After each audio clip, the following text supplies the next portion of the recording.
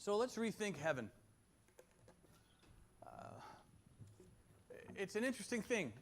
What we're really talking about is what happens when your body becomes room temperature.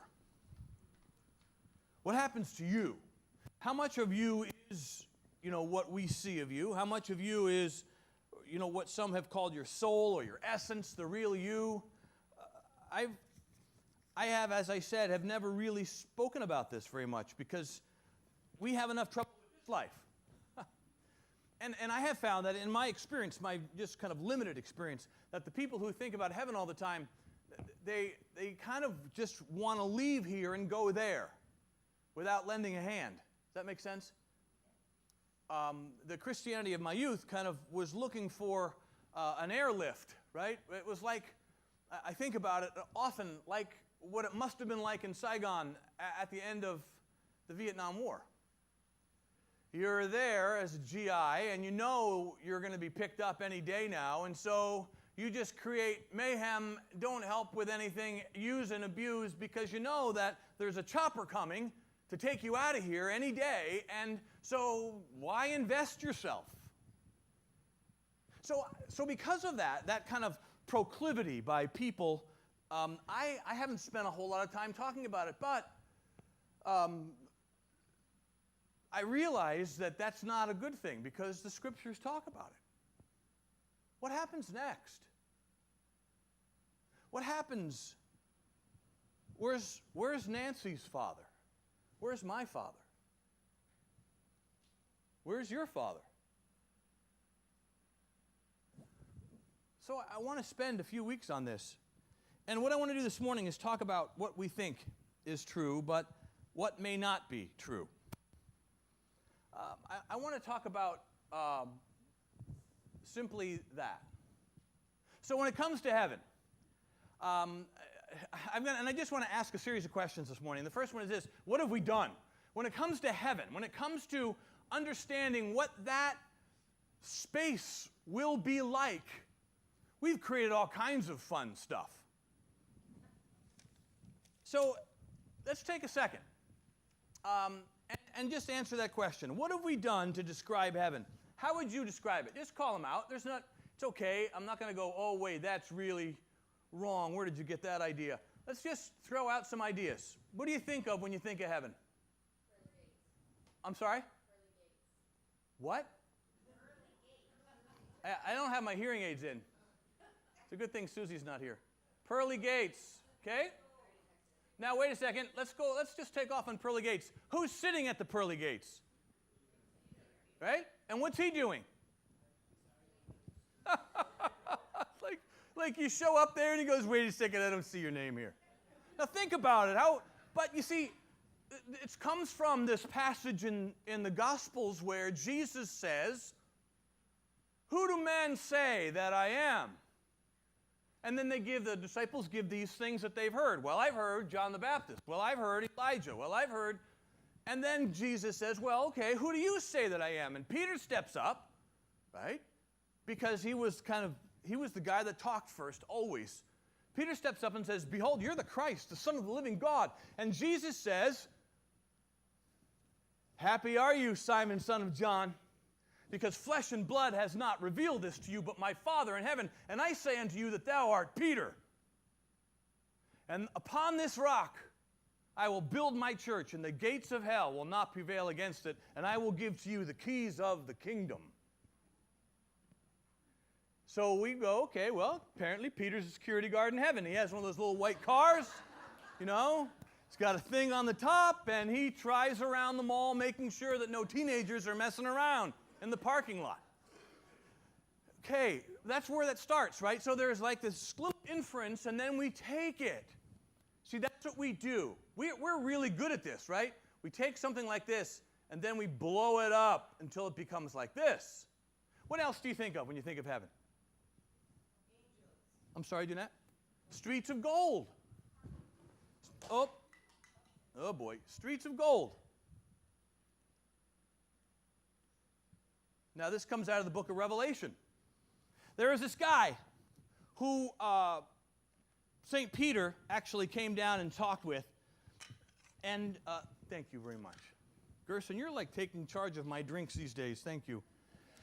And St. Peter told God, okay, this guy's number is up. He's going to die. And God came and gave this guy a message, you're going to die. And the guy said, well, you know, I've done good down here, so I'd like to take a few things with me. Guy was really rich. God said, sorry, we don't allow that.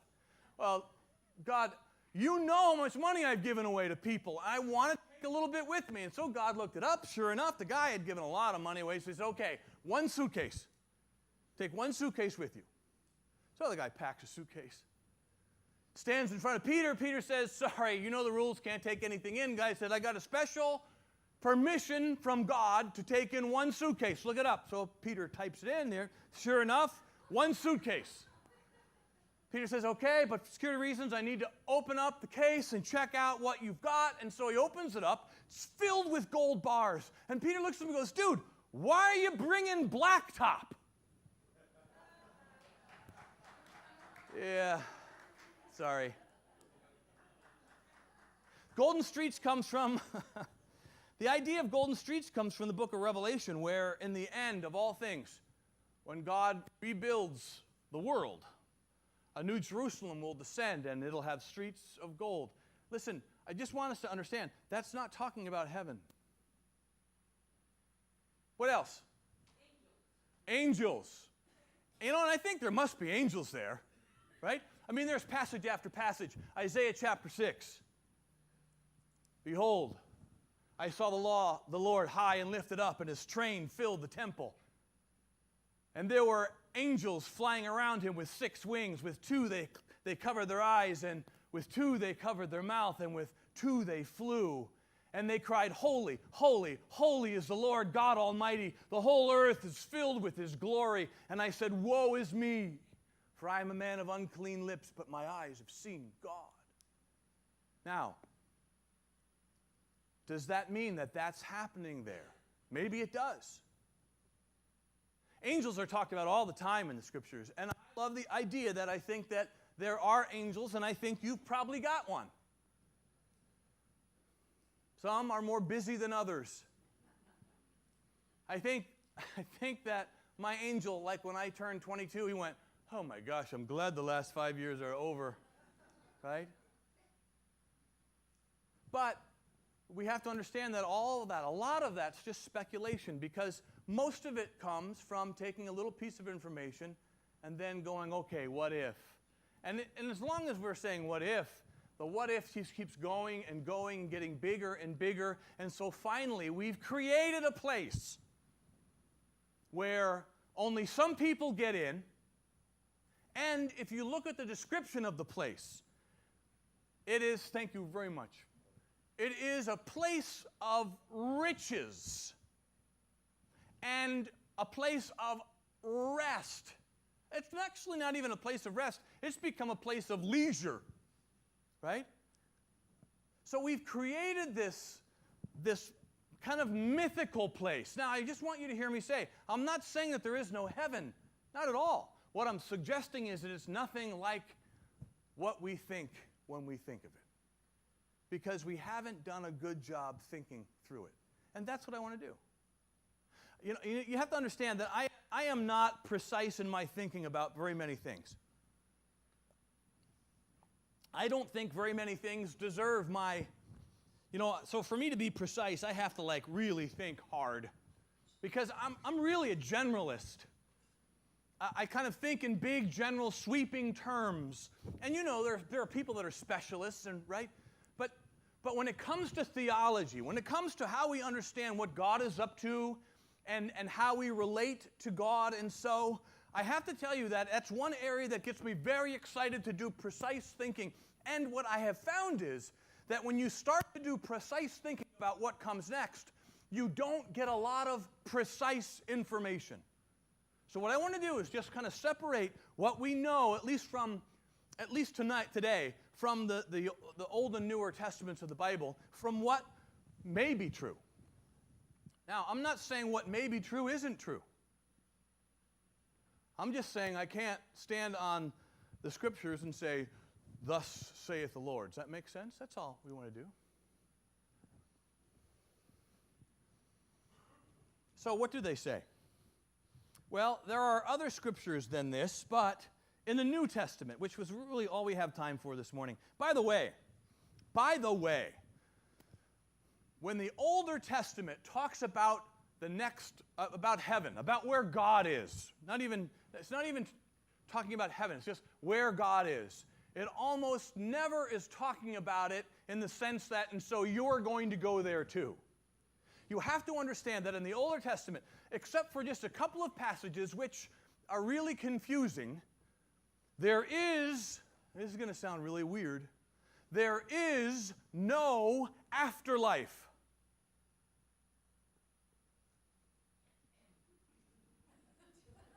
I'm just giving you a chance to leave if you want to right now. You can still make another church service. What I'm saying is just this. Let's go back here for a second and clear this thing off. There's a word, a Hebrew word in the Older Testament called Sheol. It's translated in most of our translations as Hades. And when you think of Hades, what do you think of? Yeah, but that's not what Hades is. Hades is just the grave. And so almost exclusively in the First Testament, when a person died, he went down into the Sheol, into the grave, and that was that. Now there's a couple of passages that question this. One that people use all the time, well, wait a second. David, remember that passage where David had this child with Bathsheba?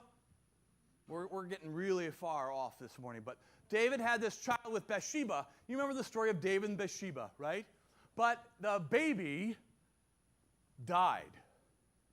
And so there's this amazing passage in the history of Israel where David says this, I cannot bring the child back to me, but what? I will go to him. And people say, so you see? Well, what did David mean? Simple. I can't bring the baby back, but one day I'm going to be put in the ground as well. Now, there's passages in the book of Job and other places where the writers say things like, I know that my Redeemer lives and I shall see him on the last day. So there was this sense of a general resurrection where God would make right the things that were wrong, but there are no details given, and it's a very general sense of someday this nonsense is going to get fixed. Now, are you with me? Okay. So let's do this. At the end of the book of Malachi, that's the last book in the Old Testament. And what's the first book in the New Testament? All right, the first one, at least in order, Matthew. Between the time that Malachi wrote and Matthew wrote, there's 400 years. That's a long time. Now, let's just go quickly. I don't want this to be a history lesson, but what happened in those 400 years? Greece. I'm not talking about, what you cook your French fries in. I'm talking about the country of, the civilization, Greece and Rome. Now, if Greece and Rome added anything, now all kinds of wonderful culture is added, but during that time, Greece and Rome do an amazing job of describing what? The afterlife. In fact, think about Greek mythology and the word Hades. I mean, there's all kinds of gods, and there's all kinds of afterlife, and there's the Elysian fields, and I mean, we go on and talk about how they talked about it. And so during that 400 years, there's this amazing evolution of thought. So when Jesus shows up, and he talks about heaven and the kingdom of God, we think he's talking about the next life. But he's talking about this life. He talks about it in present tense. He doesn't spend a lot of time talking about what's going to happen in the next life because, frankly, as a rabbi, he didn't know a lot about what was happening in the next life. Now, there are all kinds of theories and all kinds of theologies based on Greek and Roman mythology, but when Jesus was talking about God, Yahweh, and what's going to happen next, he only said a few things. Let me show you what he said. First thing he says is actually the second thing I have listed in our list. So let's go there first. John 14. John 14, Jesus is just about to die, just about to be crucified, and he says to the disciples, I'm leaving. Right? And the disciples are like, wait a minute, what? Jesus says this, do not let your hearts be troubled. You believe in God, believe also in me. And here it comes. In my Father's house, this is how it was translated when I was young, are many, what? Mansions. I'm satisfied with just a cottage below, a little silver and a little gold. But in that city where the ransom will shine, I want a gold one that's silver lined. I've got a mansion just over the hilltop. Where does that come from? I mean, it's like, okay, yeah, I lived a modest life, humble life down here, but when I get up there, it's like going to Vegas. I'm going to bust loose. What is that? It comes from a horrible translation of John 14. This is what Jesus says. Do not be troubled. You believe in God, believe also in me. In my Father's dwelling place, there are many, many temporary rest stops. That's a good translation. In fact, the word that is translated mansion, I think in King James, is actually a word used for Roman temporary camps, Roman soldiers' temporary camps as they move along a battlefield. They would set up that word every night, and that's what they would stay in. That's the word that Jesus used, the Greek word mone, M-O-N-E. It means a temporary place to catch your breath. That's how Jesus describes heaven in John 14. There are many temporary places to catch your breath. Really interesting. And when Philip presses Jesus about more information, he says, well, wait a second. We want to know where you're going.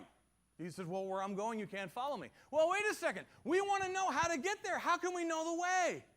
Jesus doesn't describe this big theology of the afterlife. He just says, listen, Philip, if you live your life like I live my life and love God and love one another, and I'm adding right there, but basically what Jesus is saying is you'll find out what comes next when you get there.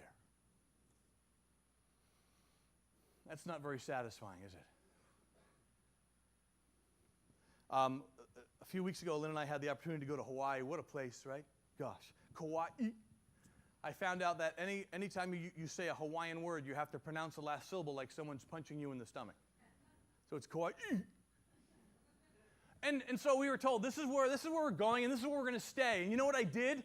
I just looked up this place and said, Lynn, look at these pictures. Look at how close we are to the ocean, and look at these grounds and the way. And so I look at the pictures, and I'm kind of like, oh, I can't wait to get there. And that's what we do about the next life. Now, let me just use that as a paradigm. So that's what we've done. Now, we don't have any pictures, so we've chosen to make up a lot of them. Right? Now, our friends, some of our best friends actually provided this place for us to stay. What if we had no pictures? And I said to Lynn, you know what? We're going to go to Hawaii, and this couple, they provided a place for us to stay. I don't have any pictures of it. Can't tell you anything about it. They didn't describe it. This is what we would do. We would sit around the table and say, well, we know these two people, and we know that they love us, and so this place that they provided for us must be magnificent. That's the idea. The place that we're going is not described well because it's not important. What's important is to understand the nature of the one who's providing it for us. I think that that's true. Jesus says this in Luke chapter 3 in describing Luke chapter 23. He's hanging on the cross. There's another guy hanging on the cross next to him and another guy hanging on a cross next to him. Those two guys are thieves. Jesus hanging there dying, and one of the thieves says, dude, what are you doing over there? If you are who you say you are, blink your eyes and get us out of here. And the other thief says, shut your mouth. And then he says this, Lord, word is kurion, you who are in charge, which is interesting to say to a man hanging on the cross. Lord, remember me when you come into your kingdom. And Jesus looks at him and says, today you're going to be with me in paradise.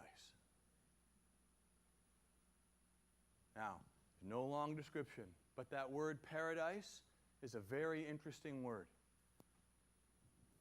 It's a word in other places that describes a park, a preserve, a beautiful place that's set aside for rest. 1 Corinthians 2, the Apostle Paul talks about heaven, and he doesn't give us any information either. Except he says this, and I've got this here for you. No eye has seen, no ear has heard, no mind has conceived what God has prepared for those who love him. I like that. And then Paul, in another place, says this. He's talking to this church in Philippi. Paul's actually in jail when he's writing this letter, and so he'd kind of like to get out of there, and he says this, I desire to depart and be with Christ, which is better by far. But it's more necessary for you that I remain in the body. Now, what does that teach us? It teaches us just one idea. And one idea is really true through all of these. When I'm dead and my body is no longer animated with my spirit or my soul is with the Christ. Now, I don't know what the streets are made of. And I don't know what the gates are like. And I don't think Peter's standing in front of him with a clipboard. But I do know that you will be okay.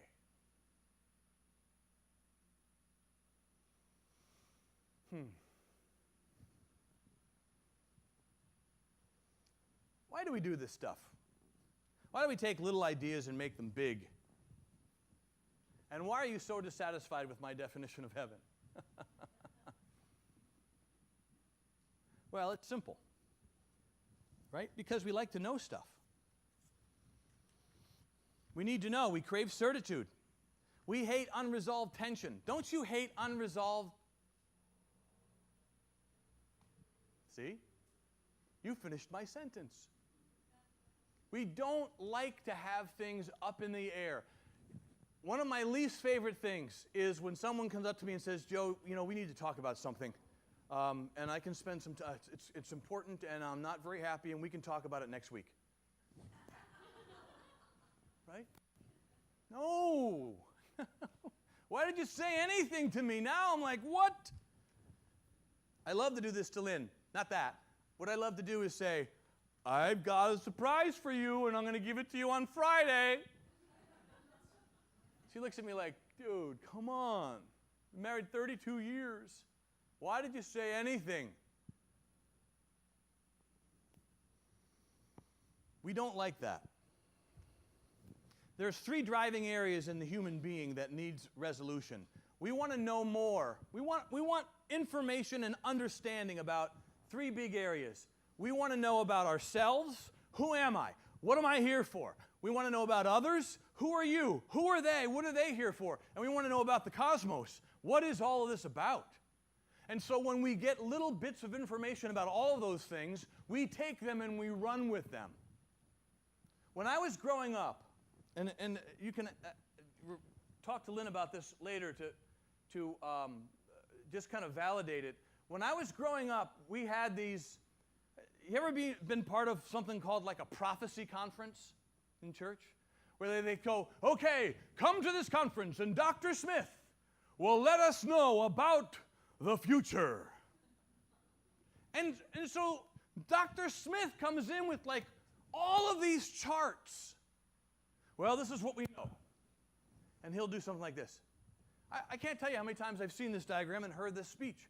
This is what we know. The beginning of humanity happened here. And then, Jesus was here. And he was crucified. And then he resurrected and went up to heaven here. One day he's coming back, but he's not coming back to the whole earth.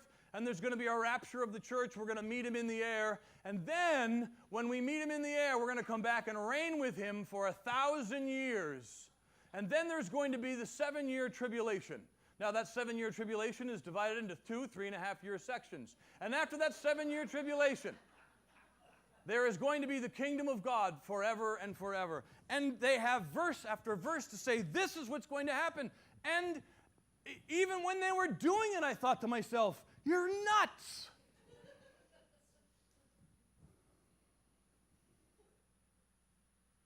One of the disciples came up to Jesus and said, Lord, what about the future? Tell me what's going on. And Jesus said, I have no idea.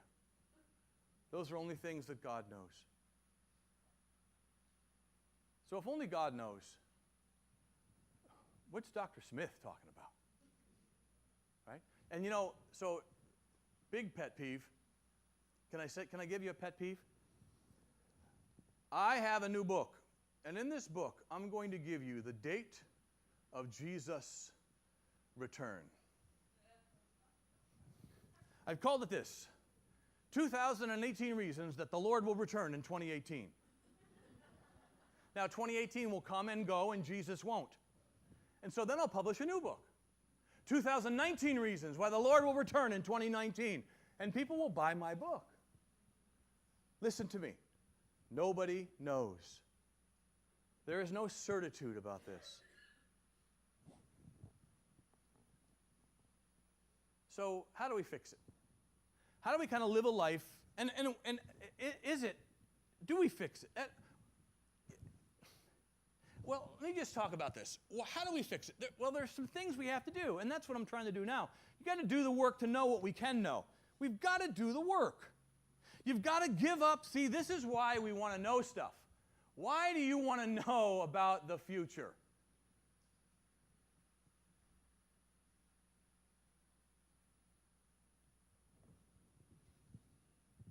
Right? I want control. So tell me what's going to happen tomorrow so I can prepare and be ready. I want to be in control. I want more information so I can be in control. You're not in control. This week on Morning Joe, we do 5 truths that will transform your life. One of them is, you are not in control. Does anyone think that they're in control? Raise your hand and the rest of us will make fun of you. I mean, anyone who's over, I don't know, if you're like over 35 and you think you're in control, then life is just going to kick the hell out of you over the next 5 years, right? And when I was young, I thought I was in control. And then I can't tell you how many things happened to prove that I wasn't. So we really like control. So we really want more information, even if we have to make it up. So why is this important? Why even talk about this at all? Well, I think it's important for one big reason. And here it is. This is the Apostle Paul talking in 1 Corinthians. Therefore, my dear brothers. So Paul just gets done talking about what may be coming next in in a big way. And he says, therefore, my dear brothers and sisters, stand firm. Let nothing move you. Always give yourself fully to the work of God, because that you know that your labor is not in vain. In other words, everything is going to be okay in the end, so hang in there. This is what I think. When you think that, I'm going to do a chart like Dr. Smith. Let's just say this is Joe's life. 1962, right?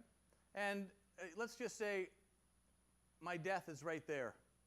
When I think that that's all there is, then this 5-year section is really, really, really important. And I want to control it, and I'm ticked if it doesn't go the way I want it to. And when this happens, that's all I get. Then I'm going to make sure that I'm going to be pushing hard. But let's just take that little chunk of time again, Joe's life, and let's put it on the timeline of forever. And let's make this go on forever. What I realize is simple. What I realize is, if this is the timeline of forever, my life looks like that. And even if my life is not what I'd hoped it would be, it's going to seem to me at some point like the blink of an eye. Now, that's not really all that helpful when I'm in the midst of intense pain. But what I know is that the work of all of us, of God who started things here and it just kind of continues, this is the work. God is in the business of restoration. He will fix, she will fix, love will fix what's broken. It's not going to be fixed during your life.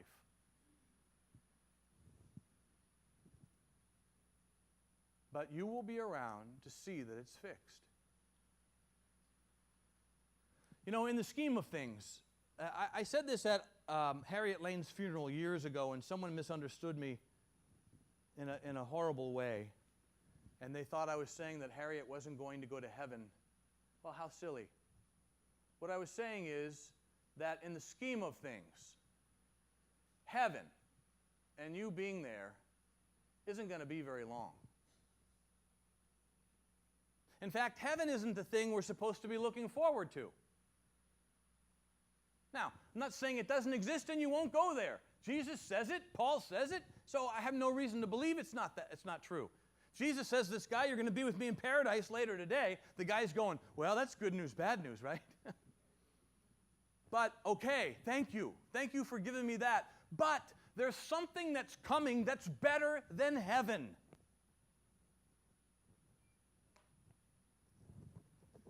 It's better than heaven. And that's what the Bible talks about most when it talks about your post-mortem journey. And it's this.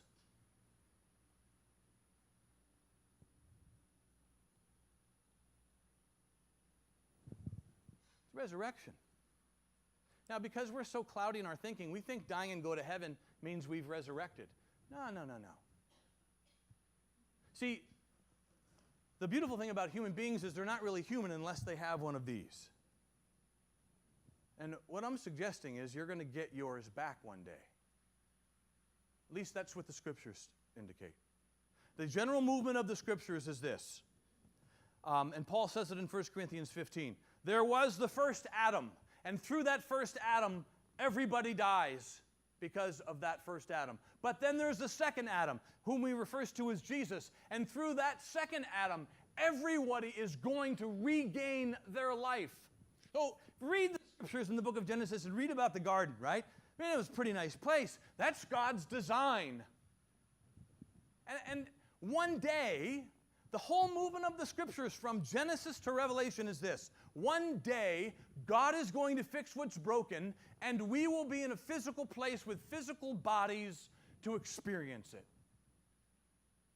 So one day you will get your father back, only he won't be the father that was either beautiful or not beautiful on some days, and I'll get mine back. But he wasn't the father that committed suicide. I'll get him back as he was always intended to be. And I'll look at him and he'll look at me and I'll say, oh. The future isn't about being disembodied. The great hope that Paul talks about in the book of Titus, and you can read it. I've got the verses typed in on your notes, but I'm out of time. The Bible talks about the fact that you will get it back. Now, you can believe it or not believe it. It's okay. Some days, I have to be honest, I believe it, and some days I don't believe it. But I do know that there is this internal sense of justice that is beating in my chest that will only be satisfied when that which is wrong is made right. And that God is a God of justice who does just that. And that the Apostle Paul said Jesus' resurrection was just the beginning. And the reason everybody was surprised that he rose from the dead wasn't because they didn't believe in resurrection. It was because it came a lot earlier than they were expecting it to. Now, what a mysterious body, right? Let me just say this when we close up. So, I think that there's coming a day in the future when somehow you're going to get a body back, but it's going to be a better, it's going to be like Scott 2.0. Pam goes, whew, glad about that. It's going to be recognizable, so think with me for just a second, okay? Hold on with me for just 2 more minutes. When Jesus' body resurrected, right, the Easter story, you guys can come up. I'm going to bring this in for landing. When Jesus' body resurrected in the Easter story, and he appeared to 10 of the disciples, right? Judas had already killed himself, and Thomas wasn't there for some reason. So Jesus appears to 10 of them, and they go, wow, you're back. I can't believe this. And then Thomas shows up, and they go, Thomas, you're not going to believe what you're talking about, missing a big deal, right? You just missed him. He was here. And Thomas says, unless I can see and touch him, I won't believe what you're saying. This is ridiculous. And so, about a week later, Jesus shows up again, and he looks Thomas in the eye, and he says, Thomas. Thomas is like, what? What does Jesus say? I used to think he said something like this. Touch the scars in my hands and on my side. That's not what he says. And I would preach messages like, so you're going to have scars in your life and it's okay. That's not what he says. Jesus says, Thomas, come here and do what? Put your hand in the wound in my side. What? Wouldn't you think that with a resurrection body, that the gash that the Roman soldier put in Jesus' side would be like, whoop, that's healed. We think we need to get, so metaphorically, closure on everything. And then in the next life, everything is going to, Jesus was identified by his wounds. The crucified one. You'll be identified by your wounds too.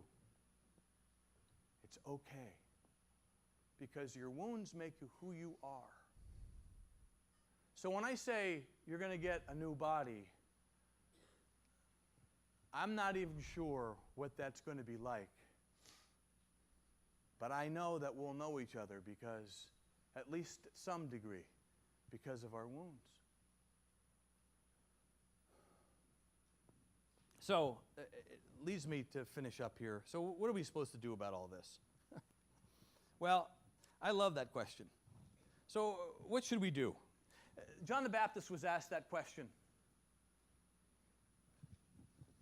And I want to finish up with this. You know, it's a good question to ask. Because of all that, what should we do?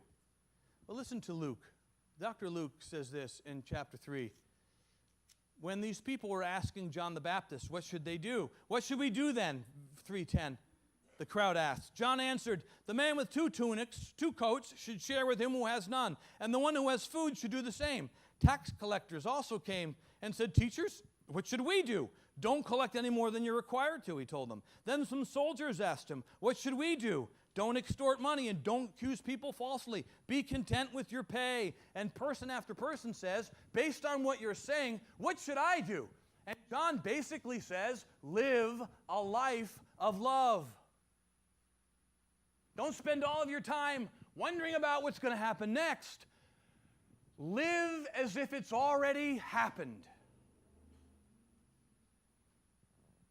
Live in the kingdom of God now. That way, when you get to whatever comes next, you'll feel right at home. So God, help us with this. Help us to let go of all the certainty that we need and to embrace the fact that you're in charge and we trust you. Help us see our whole life, God, in light of the eternity that is out there. Help us to let go of some of the things that we're holding on to and to embrace the idea of faith. And I pray these things in the name of Christ. Amen. Thanks, you guys. Have a great day.